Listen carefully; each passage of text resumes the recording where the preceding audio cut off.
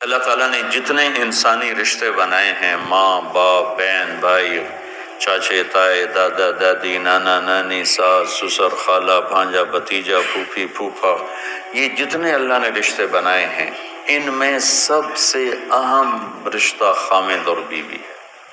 سب سے اہم رشتہ خامد اور بیوی، سب سے قریب ترین رشتہ خامد اور بیوی۔ لباس سے زیادہ کوئی چیز میرے قریب ہے؟ آپ کے قریب؟ لباس سے زیادہ کوئی چیز قریب ہے؟ بولو۔ تو اللہ تعالیٰ کہہ رہا ہے کہ میری بیوی میرا لباس ہے، اور میری بیوی سے کہہ رہا ہے کہ تیرا خامن تیرا لباس۔ تو میں سے مراد سب شادی شدہ، جتنے شادی شدہ لوگ ہیں، تو میں بھی کون ہے شادی شدہ طلبہ میں؟ ماشاءاللہ کافی بابرکت مجمع ہے۔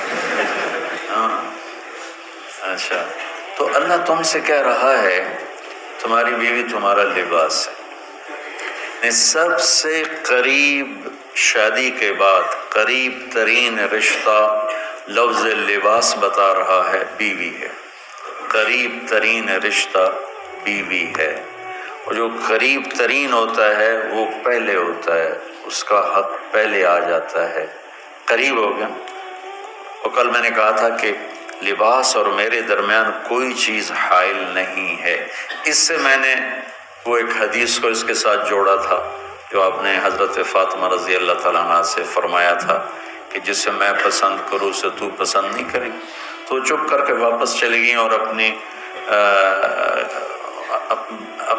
اور بیگمات رسول سے فرمایا کہ بھائی آپ جانو اور آپ کا مسئلہ، میں اب اس میں نہیں پڑتی۔ تو یہ رشتہ سب سے قریب ہو جاتا ہے، اس سے قریب اور کوئی رشتہ نہیں ہے۔ جب یہ سب سے زیادہ قریب ہے تو اس کے حقوق بھی سب سے پہلے ہوں گے، اس کا حق بھی سب سے پہلے ہوگا، اس کا خیال بھی سب سے پہلے ہوگا۔ ہمارا جوائنٹ فیملی سسٹم ہے۔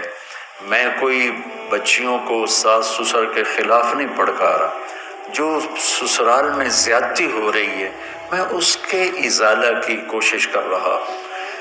آنے والی بچی اپنے ماں باپ کو چھوڑ کر آئی ہے، اب وہ اپنے خامد کے ماں باپ کو اپنا ماں باپ بنا لے تو اس کی سعادت ہے، اور بچے کے ماں باپ نے اپنی بیٹیوں کو آگے روانہ کر دیا ہے، وہ اس آنے والی بہو کو اپنی بیٹی بنا لیں تو کتنا خوبصورت ہو جائے گا یہ نظام۔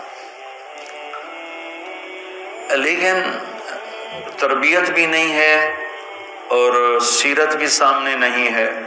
مجھے حدیث یاد آ گئی، میرے نبی نے فرمایا یہ جو میرے انصار مدینہ ہیں، سنو بڑی عجیب حدیث ہے، یہ جو میرے انصار مدینہ ہیں یہ اتنے اچھے ہیں، ان کے گھر کسی کی بیٹی جب شادی ہو کے آتی ہے تو اسے یہ احساس ہی نہیں ہوتا میں سسرال میں ہوں یا ماں باپ کے پاس۔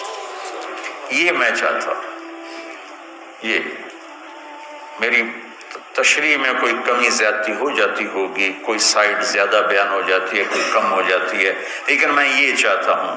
یہ حدیث مجھے اللہ نے ابھی یاد دلوائی ہے، حیات الصحابہ میں ہے، جلد اول میں ہے، کہ آپ نے فرمایا کہ یہ جو میرے انصار، میں دوبارہ کہہ رہا ہوں، یہ جو میرے انصار مدینہ ہیں یہ اتنے قابل تعریف ہیں کہ ان کے گھر جب کسی کی ڈولی اترتی ہے تو اس آنے والی بچی کو یہ احساس نہیں ہوتا کہ میں اپنے گھر میں ہوں یا سسرال کے گھر میں۔ میرے عزیزو، کم از کم تم جو میری اولاد ہو، تم میری روحانی اولاد ہو، تم تو میری بات کو آگے چلاؤ کہ تم اپنے گھر کو، اپنی بیوی کو اس طرح رکھو، اپنے ماں باپ کو بھی اس پہ تیار کرو، اپنی بہنوں کو اس پہ تیار کرو۔ ایک رخ تنقید دی، اے کر دی بھائی، اے کر دی بھائی، یہ سارا یہ میرا ماحول ہے۔ تو اٹھیندی کے میں، باندھی کے میں، ٹردی کے میں، یہاں تک یہ ساری کانوں سنی بات ہے۔